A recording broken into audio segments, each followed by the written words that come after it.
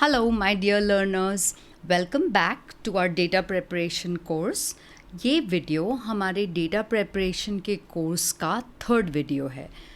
इसके पहले दो वीडियोस में हमने एक सिंपल डेटा सेट लिया था जिसमें हमारे पास में एम्प्लॉयज़ का रिकॉर्ड था और उसे क्लीन किया था हमने ताकि उसे ऑटोमेटिकली एनालाइज कर सकें। इस वीडियो में हम एक नया डेटा सेट लेंगे। ये हमारा नया डेटा सेट है, उसका एक प्रीव्यू है। आप देख सकते हैं कि ये डेटा तो कुछ समझ में नहीं आ रहा है। ये एक ऑर्डर डिलीवरी डेटा है जिसमें बताया गया है कि किस तरह से शिप किया गया है ऑर्डर को, first class, same day, second class या स्टैंडर्ड क्लास। और इसमें सेगमेंट बताया गया है कि किस सेगमेंट का ऑर्डर था। ये कंज्यूमर सेगमेंट का ऑर्डर था या कॉर्पोरेट यानी ऑफिसेस ने ऑर्डर किया था या किसी ने अपने होम ऑफिस के लिए ऑर्डर किया था। और यहाँ पे ऑर्डर डेट है और सेल्स का अमाउंट है, जो ऑर्डर का अमाउंट है वो है। अब इसे हम स्पार्स डेटा कहते हैं क्योंकि इसमें बस कुछ ही कॉलम्स भरी हुई हैं। इसको समझना बहुत मुश्किल है और एनालाइज करना तो और भी मुश्किल है। हम इस डेटा को रीऑर्गेनाइज करेंगे क्योंकि ये बहुत ही स्पार्स डेटा है जैसे कि मैंने कहा, और इसे ट्रांसपोज करना चाहिए। ट्रांसपोज का मतलब होता है कि या कॉलम्स से रोज़ में मूव करना या रोज़ से कॉलम्स में मूव करना। इस केस में अगर हम इन कॉलम्स के जगह रोज़ बना देंगे with this information of shift mode and segment, it will look much better. तो मैं इसे आपको दो तरीके से क्लीन करना बताऊंगी। एक हम गूगल शीट्स के द्वारा क्लीन करेंगे और दूसरा हम SQL क्वेरीज के द्वारा क्लीन करेंगे। और हमारा दोस्त होगा इस क्लीनिंग में ChatGPT। तो सबसे पहले जाके ChatGPT से हेल्प मांगते हैं कि ये बहुत ही कॉम्प्लेक्स ऑपरेशन है हमारे लिए, तो हम ChatGPT की मदद से स्टेप बाय स्टेप फॉलो करेंगे। यहाँ पे मैंने ChatGPT को क्या कमांड्स दे रही हूँ या क्या क्वेश्चंस पूछ रही हूँ वो बताया है। सबसे पहले स्टेप में डेटा का कुछ पार्ट कॉपी पेस्ट करते हैं ChatGPT में और ChatGPT को पूछते हैं कि how do I better organise this data into distinct columns automatically. यानी कि मुझे इस डेटा को कॉलम्स में डिस्टिंक्ट यानी कि स्पेसिफिक कॉलम्स में ऑटोमेटिकली ऑर्गेनाइज करना है। How can I do that? ये गूगल शीट्स में मेरा डेटा सेट है। जैसे कि मैंने बताया था, यहाँ पे शिप मोड है और सेगमेंट इन्फॉर्मेशन है। हेडर्स इतने क्लीन नहीं हैं, स्पार्स डेटा है, तो हम ChatGPT में चलते हैं और उससे मदद मांगते हैं। ChatGPT में ये मेरी ट्रांसक्रिप्ट है। Here's a data set that I have in Google Sheets और मैंने पहले कुछ रोज़ यहाँ पे कॉपी पेस्ट कर दिए हैं। इसके पहले कि मैं उसको कुछ और पूछती आगे, ChatGPT starts giving information saying that you need to better organize the data and here's a suggested structure. पर उसके बाद मैं ChatGPT को बोलती हूँ कि how do I organise it better automatically in Google sheets, कि you help me to organise it better. ChatGPT ने मुझे काफ़ी सारी इन्फॉर्मेशन दे दी। Transpose the data, use these formulas, अरे फार्मूला एंड फ्लैटन एक्सेट्रा। अब ये जानना चाहिए आपको कि ChatGPT हर बार थोड़ी अलग तरीके बताता है। यहाँ पे उसने कुछ अरे फार्मूला का बताया, मुझे पहले कुछ इफ़, एरर, मैच और इंडेक्स स्टेटमेंट्स, जो गूगल शीट्स के स्टेटमेंट्स हैं, सिंटैक्स है, उसका बताया था। तो आई आस्क्ड इट कि show me how to do it using IF error, match and index statements. अगर आपको मेरा वाला एग्जाम्पल फॉलो करना है तो आपको ये एक और कमांड देना पड़ सकता है। So let's see what ChatGPT's response looks like and हम घबराएंगे नहीं, स्टेप बाय स्टेप इसको अच्छे से समझेंगे। मैंने उसे कहा show me how to do it using the if error, match and index statements. So it says that this is how my data looks like currently. अब हम इसको और reorganize करेंगे। First step is column 1 में date को ऐसे के ऐसे copy कर लो। In the new sheet, first create a new sheet, get the date column simply by copying values from the original table. So you would just enter A2. Let's take it one column at a time. हम सबसे पहले date वाले column में जाके date को copy करेंगे। हम एक नई शीट ऐड करते हैं जिसमें हम डेटा को ट्रांसफॉर्म करेंगे। तो ऐड शीट पे आके हमने 4 कॉलम्स नए क्रिएट किए हैं, डेट, शिप मोड, सेगमेंट और अमाउंट। अब जैसा कि हमें चैट जीपीटी ने कहा था कि हमें डेट हमारी पुरानी शीट से एज इट इज़ कॉपी करनी है, तो हमारी पुरानी शीट में डेट की वैल्यूज़ सेल A3 में स्टार्ट हो रही हैं, ये 14 मार्च 2013 से। तो हमें आके इस शीट में बोलना है, A2 में आके हम बोलेंगे कि डर्टी 2 शीट में जाके जो दूसरी शीट है उसके A3 की वैल्यू यहाँ पेस्ट कर दो। तो उसने पेस्ट कर दी। अब हम इसको, अगर लेट्स से हमें 100 रोज़ का डेटा चाहिए, हम इसे ड्रैग करते हैं नीचे अप टू 100 रोज़ के लिए, हमारी पिछली शीट से 100 रोज़ का डेटा मिल जाएगा। तो 14 मार्च, 16 दिसंबर, 2 जून एक्सेट्रा। यहाँ पे आके देखते हैं 14 मार्च, 16 दिसंबर, 2 जून एक्सेट्रा। तो yes, we have got the date values correctly. To recap, हमने यहाँ पे आके सिर्फ कहा था कि डर्टी 2 वाली शीट का A3 की वैल्यू यहाँ पेस्ट कर दो and it did that. Now let's go to the next step that ChatGPT recommended. अगला स्टेप था कॉलम 2 के शिप मोड का। सो इसमें हम मैच और इफ़ एरर स्टेटमेंट यूज़ कर रहे हैं along with index, and this is the command that it comes up with. इसका एक्सप्लेनेशन देखते हैं। ये थोड़ा कॉम्प्लेक्स लग रहा है कमांड, आप इसका एक्सप्लेनेशन समझ सकते हैं।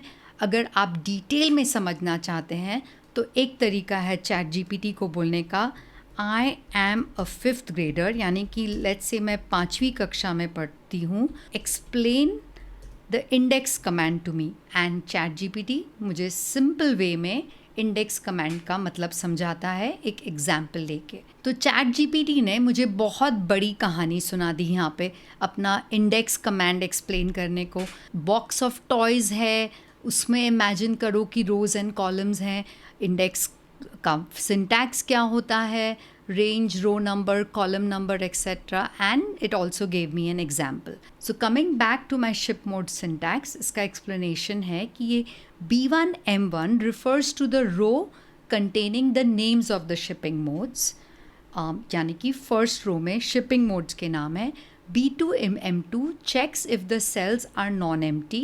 So then you find out match for B2 M2.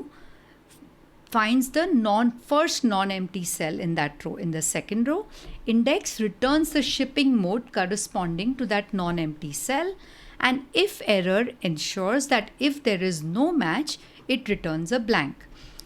तो हम अभी के लिए इसे सिर्फ कॉपी कर लेते हैं यहाँ पे, और आके हमारे डेटा सेट वाली शीट में इसको एंटर करते हैं हमारे B2 में, क्योंकि यहाँ पे हम शिप मोड की वैल्यूज़ चाहते हैं। तो मैं यहाँ पे ये फॉर्मूला पेस्ट करूँगी सेइंग दैट इफ़ इंडेक्स, अब एक चेंज हमें करना पड़ेगा क्योंकि ये B1 M1 इस शीट में नहीं है, डर्टी 2 वाली शीट में है, तो हमें डर्टी 2 शीट स्पेसिफाई करनी पड़ेगी। तो यहाँ पे भी हमें डर्टी 2 शीट स्पेसिफाई करनी पड़ेगी। अब इसको एंटर कर देते हैं। तो शिप मोड इसने फर्स्ट क्लास कॉपी कर ली है। अब इसे हम ड्रैग करके अगले 100 रोज़ में भी शिप मोड की इंफॉर्मेशन ले लेते हैं। तो हमारे पूरे कॉलम बी में शिप मोड की इंफॉर्मेशन आ गई है हमारी पहली शीट से। हमारे शिप मोड का फॉर्मूला डालने से पहले मैंने एक चेंज किया है। यहाँ पे पहले फर्स्ट क्लास था और फिर नेक्स्ट 2 सेल्स एम्प्टी थे, वैसे ही सेम डे था, नेक्स्ट सेल्स एम्प्टी थे एक्सेट्रा। मैंने सारे सेल्स को भर दिया बिकॉज हेडर के सारे सेल्स में इंफॉर्मेशन होनी चाहिए कि उस कॉलम में क्या डेटा है।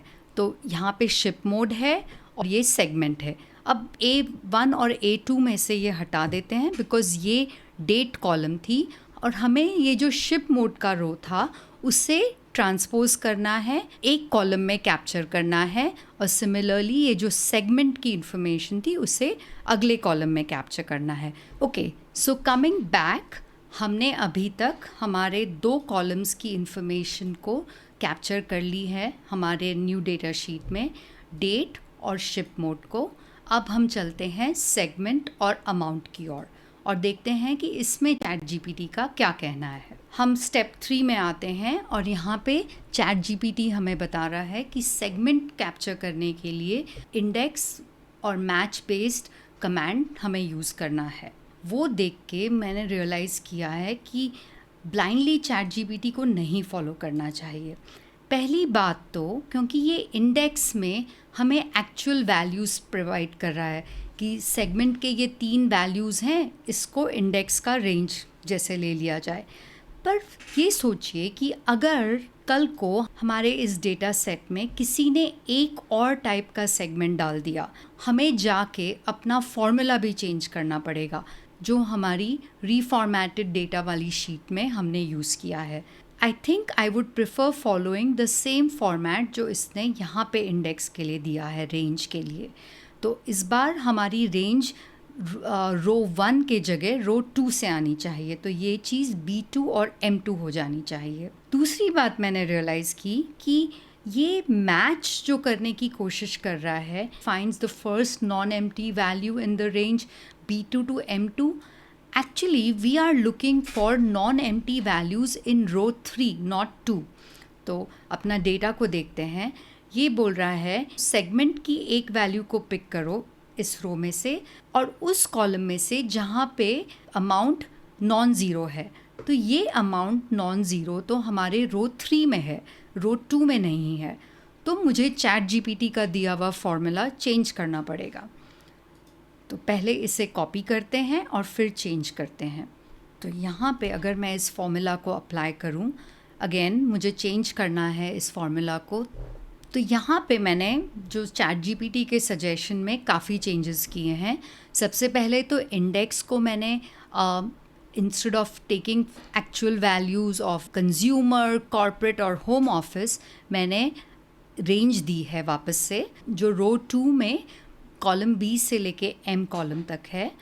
और मैच स्टेटमेंट के लिए वैल्यू सेलेक्ट कर रहा था, चैट जीपीटी रो 2 में सेलेक्ट कर रहा था, पर हमें रो 3 की एक्चुअल अमाउंट वैल्यू चाहिए जो नॉन ज़ीरो हो। तो मैंने यहाँ पे भी इसे 3 में मूव कर दिया है इंस्टेड ऑफ 2। इसने B2 to M2 रेकमेंड किया था, मैंने इसे B3 to M3 कर दिया है। अब इसके अप्लाई करते हैं। Yes, home office it is and it is suggesting an autofill. I will select that. तो यहाँ पे मैंने ऑटोफिल कर दिया है डेटा। मैंने सेम चीज़ जाके शिप मोड के कॉलम में भी फिक्स की है। पहले चैट जीपीटी ने हमको ये वैल्यू B2 to M2 दी थी, वो गलत थी, तो मैंने इसको B3 to M3 कर दिया है एंड तब हमारा जाके ये डेटा सही हो गया है। कि आप देखेंगे कि 14 मार्च 2013 में ही अमाउंट नॉन ज़ीरो था for ship mode standard class and home office segment. अब चलते हैं लास्ट कॉलम पे विच इज़ अमाउंट। वहाँ पे चैट जीपीटी हमें क्या कह रहा है? तो यहाँ पे हमें चैट जीपीटी कह रहा है कि in the amount column you use this if error for index in the range of B2 to M2 and match only when there is a number, actual number value in B2 to M2। Again हमें row 3 के data से मतलब है, तो हमें फिर से ChatGPT के फॉर्मूला को चेंज करना पड़ेगा to maybe from B3 to M3। So I have applied that, I have changed it to B3 to M3 for my dirty 2 sheet, and let's enter that, and again it is suggesting an autofill. I'm going to take that and I have a clean and a well structured data sheet. हम verify कर सकते हैं कि 14th March 2013 को ship mode standard class segment home office में amount 91.056 है and 14th March ship mode standard home office में 91.056 है और 16th दिसंबर को सेकेंड क्लास कंज्यूमर में 129.44 है, 16 दिसंबर को स्टैंडर्ड क्लास कंज्यूमर में 129.44 है, विच मीन्स हमारे फॉर्मूलाज एक्यूरेट हैं और हमारा डेटा सही तरीके से ट्रांसफॉर्म हो गया है। I know that probably was a little intense, but I do hope you enjoyed learning about how to format data using ChatGPT's help. इस स्लाइड पे मैंने समराइज़ किया है हमने जो स्टेप्स फॉलो किए इस डेटा सेट को रीस्ट्रक्चर करने में, और कौन से फार्मूलाज हमने डाले हैं हर कॉलम में, आप इसे रेफरेंस के जैसे यूज़ कर सकते हैं। Talk to you soon in the next video.